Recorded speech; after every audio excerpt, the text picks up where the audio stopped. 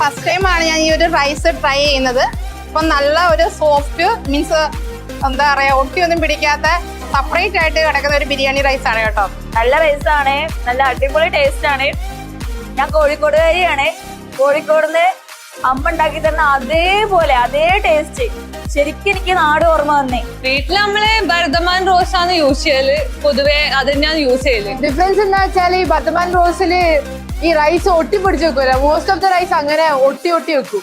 അപ്പൊ കുക്കറിൽ വെക്കുമ്പോ ഇതാണ് നമ്മൾ യൂസ് ചെയ്യലാവും. ഞാന് പെട്ടെന്ന് കുക്ക് ചെയ്യാൻ വേണ്ടിട്ട് കുക്കറിലാണ് റൈസൊക്കെ കുക്ക് ചെയ്യല്.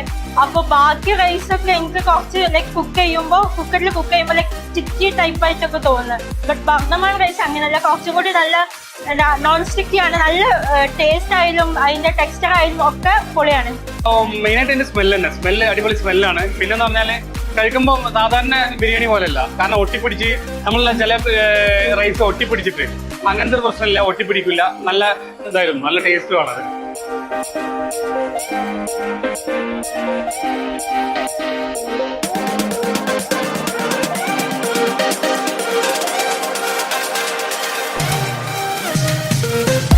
Really good. It's nice. You should try it. Biryani super.